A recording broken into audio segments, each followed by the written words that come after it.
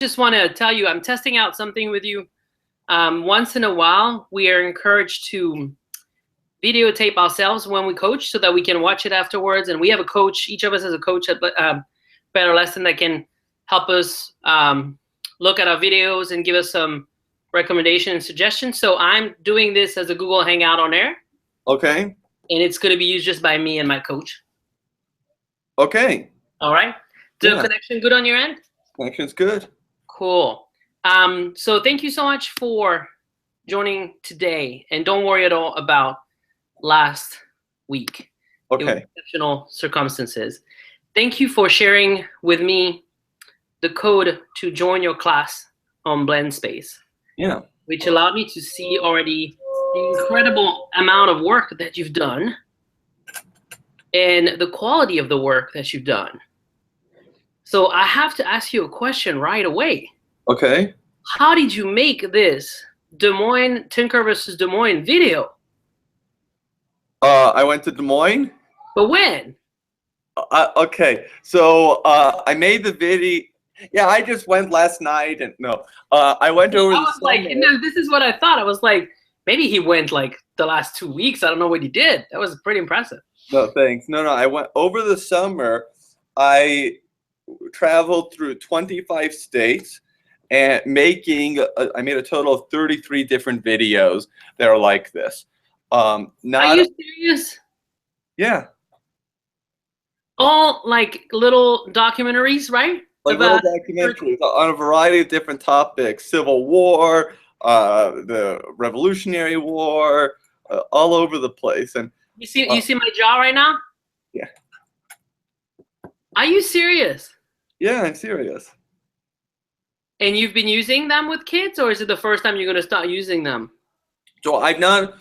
Okay, this is the first time I'm going to start using them, and the reason why is up until now I didn't do anything that was pre-Revolutionary War, and so now that we've gotten done with, I used it. No, I used it when I did Valley Forge. Okay.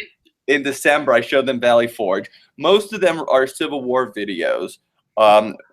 And so, but I did it with the intention that I can show it to my students, but and maybe try going to a flipped version of a classroom, but also the idea of trying to expand sort of the reach of some of the lessons that I do, and take kids to the actual locations, because I think it's much more interesting to learn about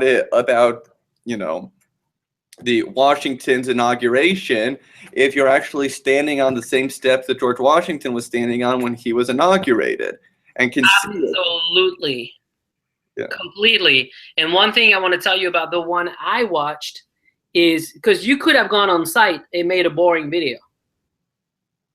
You could just have gone there but not really nailed the video. But I feel like you did a really good job with the video, and in particular, things that I notice is how you build it with like short scenes, and each of the scene being connected to the location where you're filming at. Yeah. And I just feel like it probably will help your students. Next, because of scheduling issues, I'm flipping a number of the things that I'm doing. But for George Washington's presidency, I did 2 different videos on the Washington presidency, which I'm going to have the kids watch and do a viewing sheet on. And that's how they're going to learn about the Washington presidency. Yeah, so. No, this is great. So don't worry about the scheduling piece. I think I'm really proud of you for having executed your action steps, having chosen a tool to create your learning pathways. We're incorporating some of the things you talk about with a variety of documentaries, videos, but also primary sources, even music, songs, which I found really interesting, and then articles about the cases. So there's really something really strong there. So kudos to you for having done this. And any timing related issue is just going to give us more time to now prepare for doing it with the kids, think strategically about execution. So what do you think is the place right now that this is coming into place? what do you think is the most pressing area of focus for you regarding implementation? What do you think you need to do next? Of this, Yeah. have time to give it. I mean, just time is really the most pressing thing, because of everything is off because we ended up missing 3 days last week, which has really thrown me because I have everything usually planned, like, very, very specifically. And now I'm a little bit flustered. My brain's all Yeah. over the So place. if it's the first thing on your mind, would it help if we started kind of like backwards today and we looked at calendar together to see if there is a way to Yeah, dates just that so, could be just so doable? you understand a few of the issues that we're facing today. Okay, go All ahead. right. So among them are, so I also teach math and science, Mm-hmm. and it's more pressing for me to get the kids caught up with the math than it is with the science. So I've actually have now converted, than it is with the social studies. So I've now converted all of my social studies periods this week into math classes. And the reason why is because the math, we really have to follow a strict schedule. With the social studies, we have a little bit more leeway. Okay. But the other thing we're coming up against then is Passover, which starts the No, third. so to me, when I say this, you can tell me, I'm not thinking I could do this until May 10th, and that will be okay because I can work with you on preparing for when you'll be ready to do this in a way that allows you to be really successful with it. So unless you're thinking about not doing it at all this year, No. if you're thinking about doing it this year, A, and B, if you're still thinking that this would be a really good place for your pilot, then we can try to look into when this could be doable and then plan accordingly. So let me share with you what I created for the kids, so you can see what my thinking is, and this is based on sort of on my goals of what I like to get done, and especially the specific skills of being able to pull things together in such a way that they're able to pull things together, primary, secondary sources, and also understand how the Supreme Court works. So let me, what's your email? Could you chat it to me right now? Is that possible? No, it's a Google Doc. Yeah, but if you go into the side of the Google Hangout window when you see the chat thing, if Okay. you would just paste the link there, I see. Okay. then I will have it. I have not done this Then before. we'll put it in your plan too as a great artifact. I don't know if it's a great artifact, but it's a there, like that. Okay. All right, I got it. Okay. Thank you. I'm opening it right now. You can talk about it. All right. So what I did is I looked at. Hang on. Okay.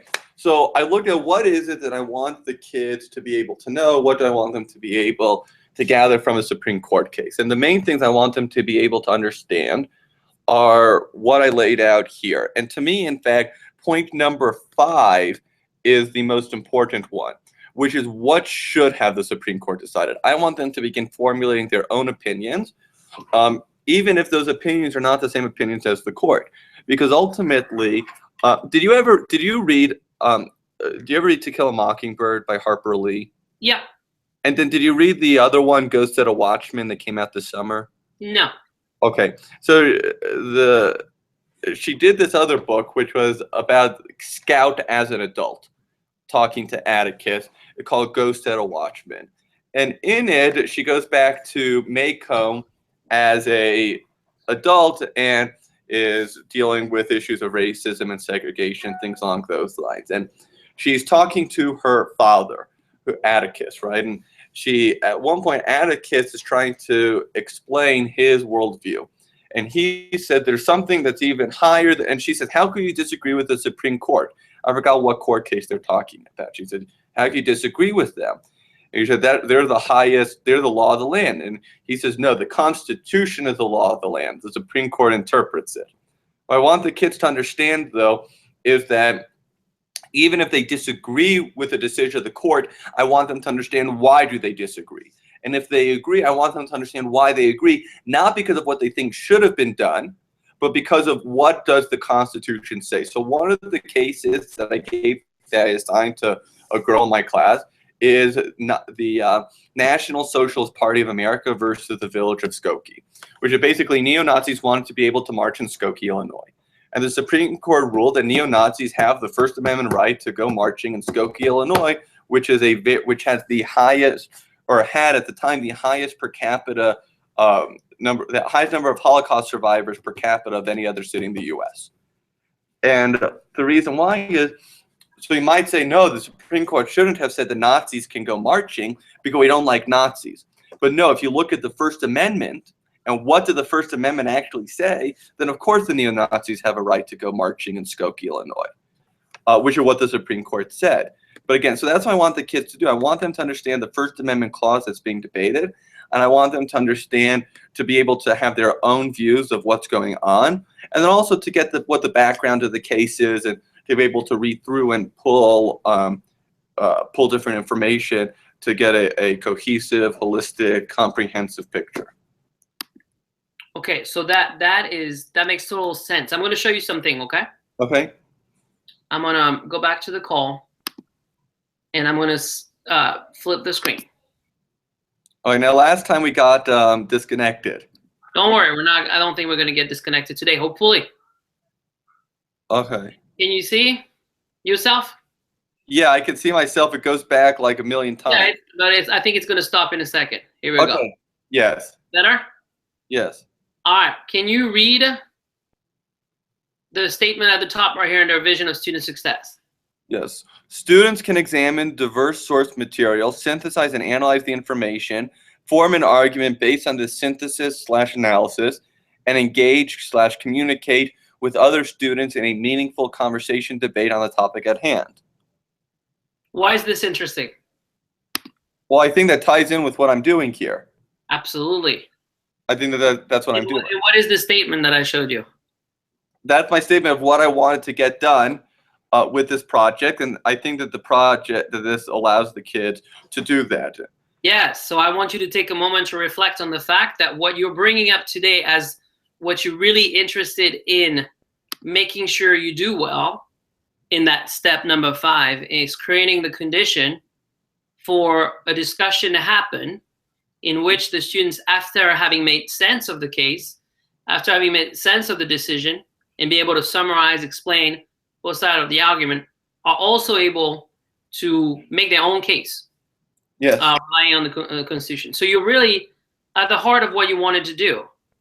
So I think what we'd be really interested in working on together is figuring out, now that you have this guiding document, what are certain things that I could be planning strategically to ensure that all these steps are done well, and in particular, step 5 is done well.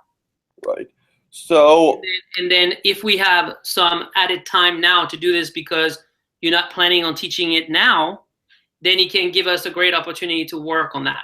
Does that make sense? Yeah. So what I'd like to do, one thought I had, is to create a guide for the kids that as they're watching the presentations of their fellow classmates, they can follow along and fill in the blanks that will then serve as the basis for a discussion where when they're done taking notes on it, there's then 5 minutes or 10 minutes for them to reflect and write down their thoughts, and then to share that out with the class. Because I don't want them to share their visceral reactions, because the Supreme Court is not a forum for people to give their visceral opinions. I mean, the Supreme Court, the reason it takes years for a case to get to the Supreme Court is really to allow it time to marinate and to really think about it.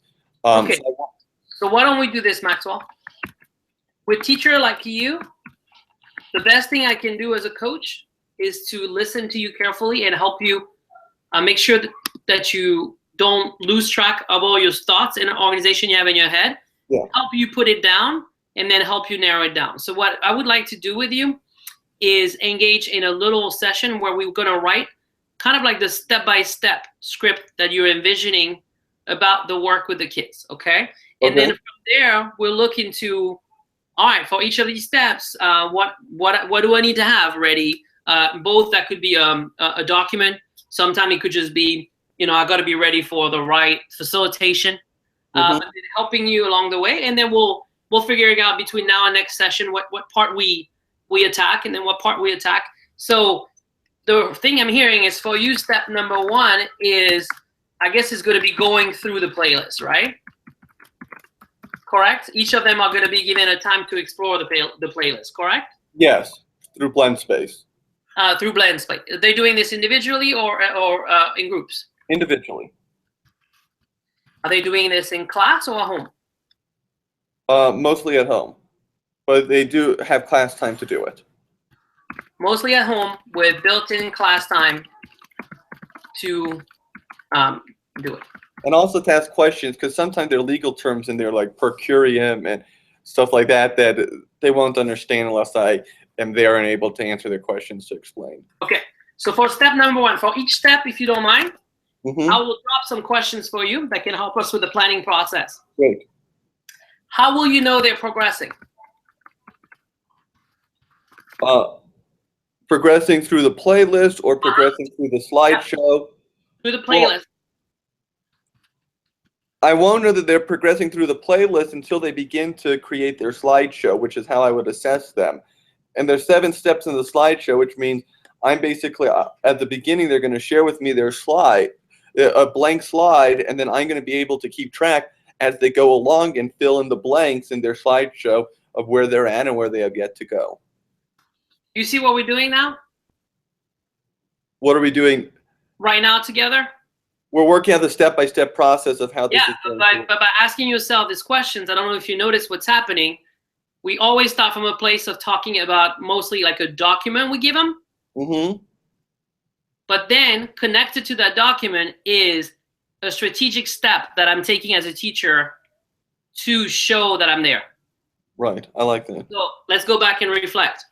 I'm going to give them a slideshow, and that slideshow framework or template will show me where they are in the process. So that's a tool. But on your end, it could lead to an action, which is what?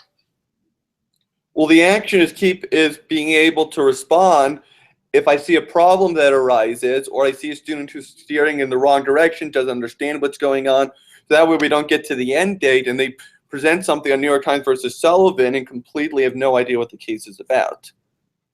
Yes. So I agree with you. I will, if you don't mind, I'll push you to our extra step. Before you even start about using the questions or the concern that arise, which is very important. It's going to show them that you're there. The first step is probably first to show them that you are reading it, that you're there. So it can be simple steps such as posting positive comments on their work. Can I post a comment on a Google slide? You can do that on the Google slide. You can leave comments on the document. If you don't choose to do it on the Google slide, we'll look at that. Once you build time in class for them to continue the work, you can choose to dedicate some of that time to talk about people's progress, celebrations, shout out. So noticing progress and then being available for question or addressing question. It will show the kids your presence. I think it's a really really good thinking. So step 2 that I heard you say is, I don't think they go straight into making the presentation. I think you mentioned something about filling the blank script. Do you remember that? Yeah. No, what I mean is I want them to be able to actually answer all. I don't want them to worry about the frills of a PowerPoint. I want them to be able to answer these questions. And so I want them to use the questions almost as an outline that's then going to guide their PowerPoint. But the outline is going to keep me looped in with what it is that they are doing. Okay, so they will first keep track of their progress on paper. Yeah. I mean, by answering the questions. Yeah, what I did is I shared this document with the kids with the intention that each one's going to make a copy and then answer the questions underneath, so that I had the idea from what you guys did during your Blend Space Avi joint thing in Los Angeles. Yeah, so that's a great idea. So that what we're changing a little bit is, instead of right away keeping track of progress of work on the slideshow, really the first piece that you will be interacting with is that document, right? Yeah. I think that's a place where you'll stop, because you're right. You're putting the slideshow coming later on. You want to take away that that constraint first and focus them on answering the question on the document. Yes, that is smart. So step 1 and 2 are connected to guiding questions for the research. So that's probably one of the first things you're going to have to create. Have you already thought about that? Is it a common document for all the case, or is it different from one case? No, they're going to make a copy. No, it's a common document for all the cases. Right. The document I shared with you. That's one, right? The one you just shared with me. Yeah. Yeah, every case can be answered using that basic metric. So that's the document that you're going to use to track their progress. Yes. Okay. Perfect. Now that we have that in mind for the research phase, when they get to question 5, which seems to be one that is the most interesting to you, probably the most challenging to the student. Yes. It feels to me almost as if question 5 would almost come at the very end, or do you like it to be in between question 4 and 6? I want it to be between 4 and 6 because once I know the kids well enough, once they know what the Supreme Court decided, they're going to side with the Supreme Court. Because they're going to think that's the right answer. Right? And they don't want to be on the wrong side. So by putting it there before the reveal over what the court decided, it allows them to think about their own logic and not to focus on the court's logic. Gotcha. So it seems to me as if questions 1 through 4 of the guiding document that you've already created, okay, are questions that they will be fairly easier for them to respond to using your template, because they're all information that they can collect, summarize. Now, you might want to clarify what's acceptable for them to do in terms of like, I remember your students are probably 7th graders, right? These are 5th graders. 5th graders. So you might want to define, you know, do they have to answer the question in their own words? How do you, can they quote? Can they paraphrase? Can they copy and paste? These might be questions you might want to ask yourself before, right? Yeah. It would be fair to present that to the kids before they do it so that they're not penalized if they're not afterwards. Right? So for question 1 through 4, there are some basic expectation there for you to clarify at a 5th grade level. That would be important. Once you get to question 5, it sounds like it would be interesting to have like a separate focus there for question 5, and one that would help students being successful with that step, and would help you having a tool to ensure depth and consistency of their work around question 5, right? Because if I play devil's advocate, I could answer question 5 by saying the Supreme Court should have decided that in the Tinker versus Des Moines argument, that Tinker was right, because you have, you know, freedom of speech. That's it.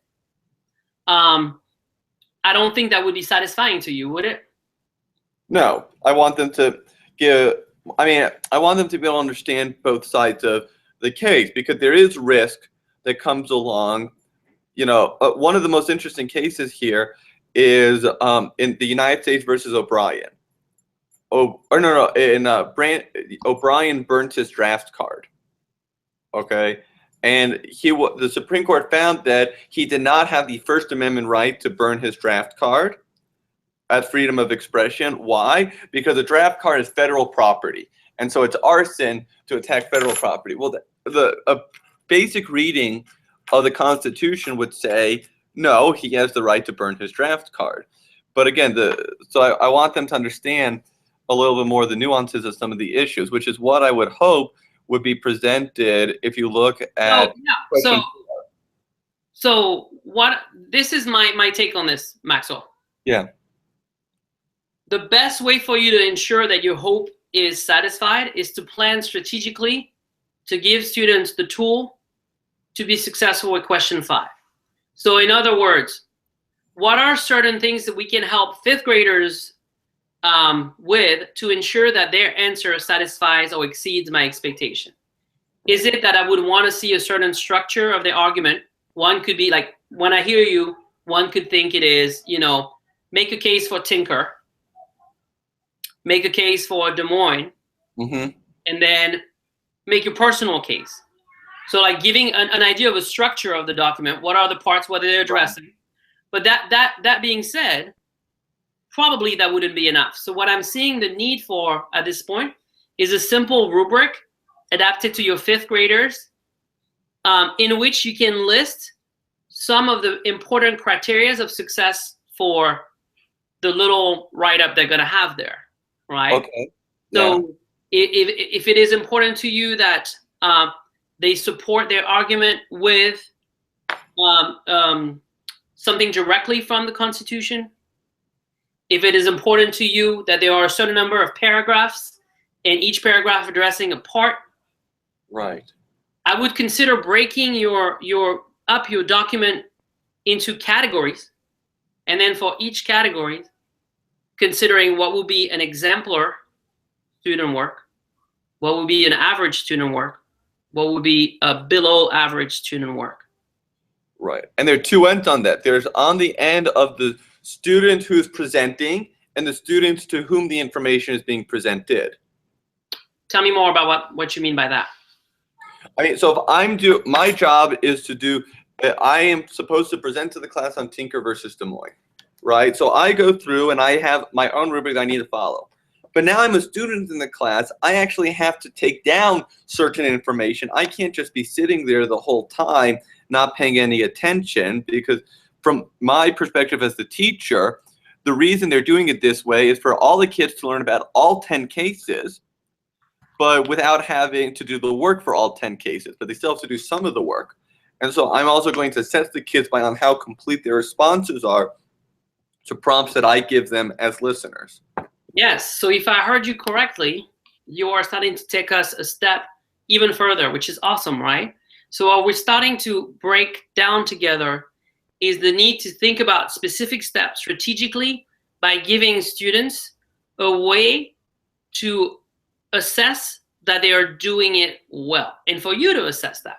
And when the rules of the game are given ahead of time, and when the rules of the game are part of the conversation, that it should drive students' product higher. So the first piece we identified together, if you're on the same page as I am, if you're on the same page with me, is the need of a guiding document / a rubric for how they're going to answer question 5. Yes. Okay. Once we have this one down, that rubric can be used to assess how they're going to do with question 5 on their Google Doc. Since it's not the presentation yet, it sounds like it would be mostly like a formative tool. Like it's a part of the project where I can give you some feedback before you start making your presentation. Right. But then we could totally imagine that once they move into the Google slide presentation and the presentation itself, the rubric might be slightly different. There are certain things you might want to see in their presentation. What I need to do is come up with guiding discussion questions that the kids can answer as they're going along or ask as they're going along. Because a 5th grader doesn't have the ability to come up with in-depth thought questions on his or her own. Yeah, so for each aspect, I think there are 2 levels you need to think in terms of guiding questions or criterias. But the second piece is going to be essential for little kiddos. What does it mean when I do it super well? What does it mean when I do average? What does it mean when I do below par? Yes. Like when my kiddo comes home, Noah, he is in 1st grade. When he comes home with a project to do for his class, he had to do a family tree this year. He had to do like a pilgrim for Thanksgiving. I'm always looking for this document because I want to help him. For me, the way it helps me is like if I just see family tree, Noah, he wants to play with his Lego. He wants to watch Ninjago. He wants to play Nintendo. So he sits down for an hour. He makes a family tree, and he say, "I'm done," right? And then I'm looking at the family tree with him, and I'm like, "How do I make him go deeper?" So I always wish I had something that would show me. Well, you see, Madame Stahl is stating that for each element of the family tree, you should have a brief description in 3 lines of the person's life. That's missing on your document, right? So see, Madame Stahl is telling me that should be there. If you don't have it, that's a 0 out of 3, for example. But if you have it complete and grammatically correct, it's a 3, right? So something of that nature will really help you clarify everything from the beginning, and get on the same page with your students, and it will drive the quality of the project. Now, what's interesting is you're talking about the phase of presentation, right? So you would want to have certain guiding questions, and then you said something about how you want the students to engage with the presenter a certain way. When people are going to come to the board and present their case, you don't want your student to be passive, right? Right.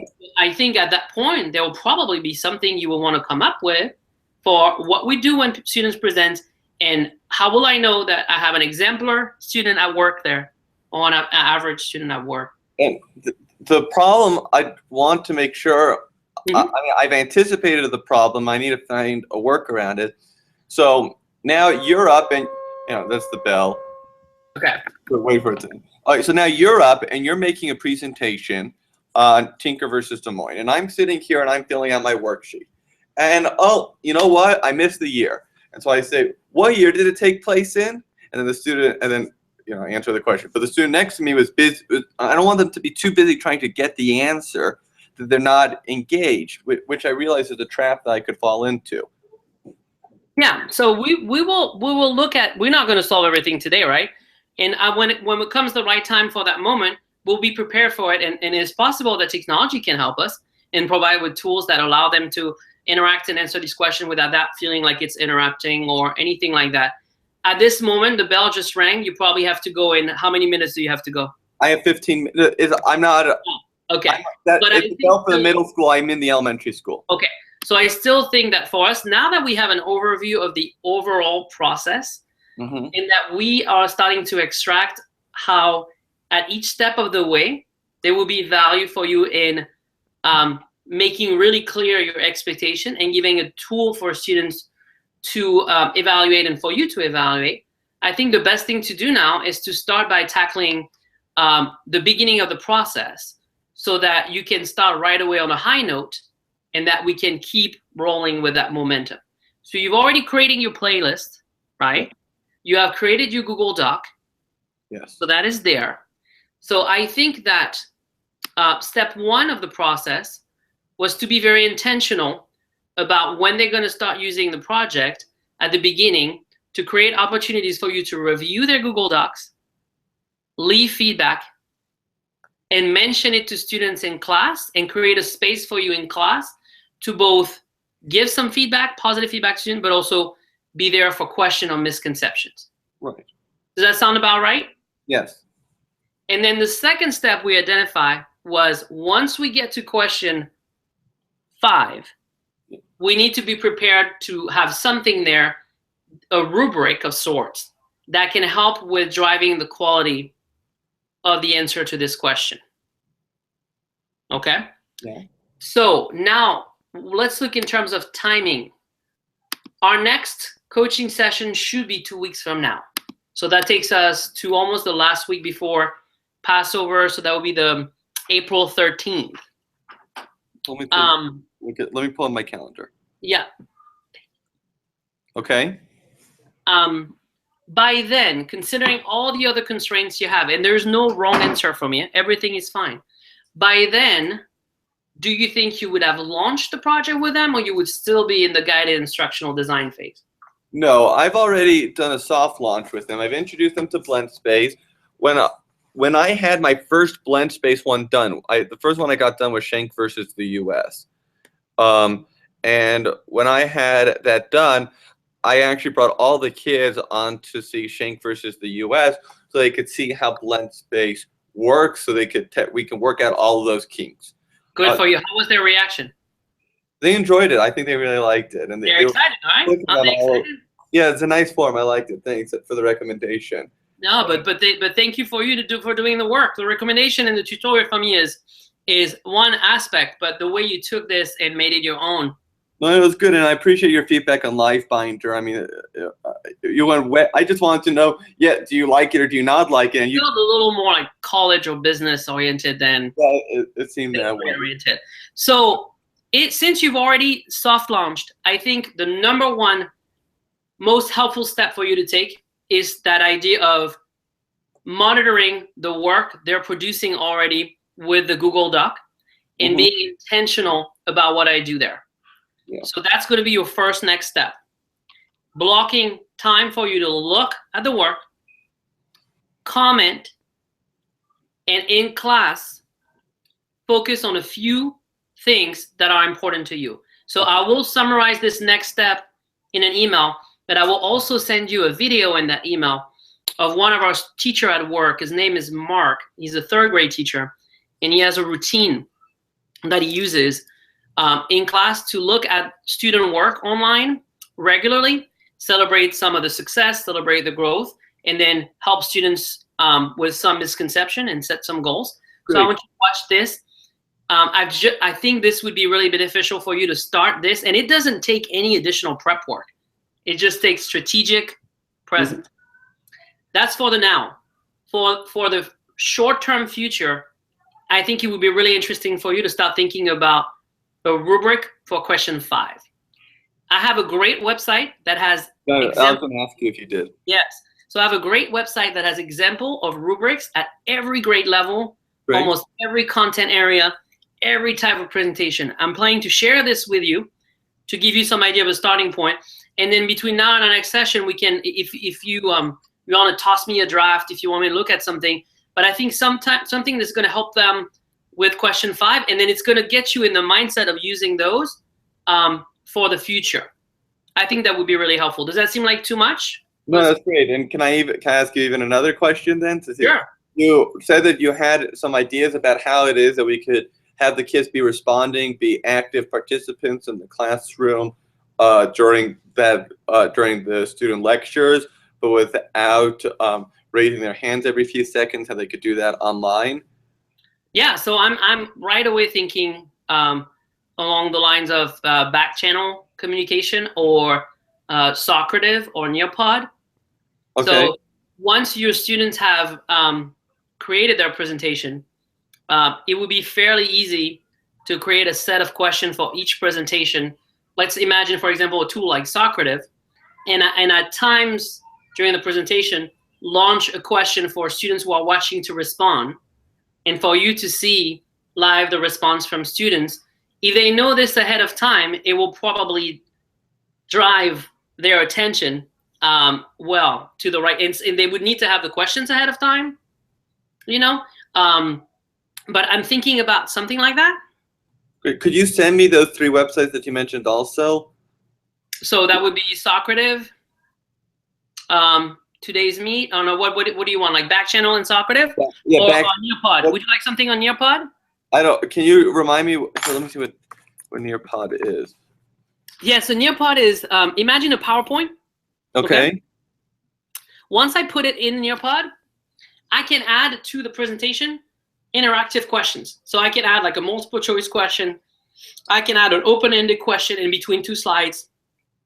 I can add a question even where students are going to draw something and I'm going to see all their work on the board. So I can add ways for me to check for their understanding as they're watching the presentation.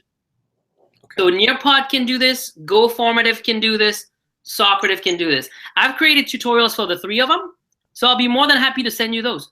That would be awesome. And this way you can on your own look into this. Don't get offended. I've already created them, and it was for another teacher, so it won't be your name on there, but the tutorial is as good. Okay, great. Thank you. The Space tutorial was just yours. You were the first one to get it. Thank you. Yeah. So let's schedule our next call. Okay. So would 2 weeks from now, Wednesday, April 13th, be good? Yep, same time, same place. Okay, so that's 1 to 1:45. Okay. So what I will do is by tomorrow, you will get the summary of the next steps we talked about in an email. And then by the end of the week, or early next week, but probably by the end of the week, you will get these pieces I told you. So website with the rubrics, video of Mark, and then the tutorial of the different website we talked about. I usually send them early so that I don't forget, because I coach 24 teachers. But when you get this, please know that it doesn't mean, Maxwell, you have to work on it right away. It's there for you. Bookmark it, save it. And then the following week, you can have a full week to look at that, start working. And then when we meet together, what I'm hoping by the time we meet together is you have been able in the classroom to start showing students that you are looking at their Google Docs and you're providing feedback and creating a space to talk about their work. That's going to be impactful right away. Great. And the second thing is you're coming to the conversation next time with an idea of a rubric, even if it's not finalized for question 5. I think if we can get there, we'll be in the right direction. That'd be awesome. Thank you so much. I appreciate your Thank you, Maxwell. How are you feeling about this process? I'm good. I'm excited. I'm moving forward, and so I'm. You are moving forward, and I'm very, very impressed by what you shared. I want you to know this idea you shared with me of having taken a trip and having creating all these mini documentaries. This is stuff for like a TED Talk or a documentary. You have to share this with the world. Have you thought about creating a website with your videos? Last summer I created a very rudimentary website, which I kind of abandoned after a week. But I probably should do something with it in terms of trying to. You mean as rudimentary as the intro of your teaching video? Because your documentary video, that intro, like in the first 30 seconds, you grabbed me right there. I was like, he is not drawing his own face in this thing, is he? How did you do this? I had someone do it for me. I don't have the technical skills to do that. Have you shown this to anybody at school? Not to. I mean, I showed the kids one of them on Valley Forge, but no. That is awesome. I'm so glad that through this project, some of these creations are going to come to life and are going to be. They are going to love it. Kudos to you. Thank you for all your hard work, Maxwell. Thanks. Thank you for your feedback. No problem. I'll see you in 2 weeks. I'll send you the calendar invite. Yeah, that's great. And if you have any question in between, don't hesitate to reach out, okay? Okay, thank you so much. All right, bye-bye. Take care, bye.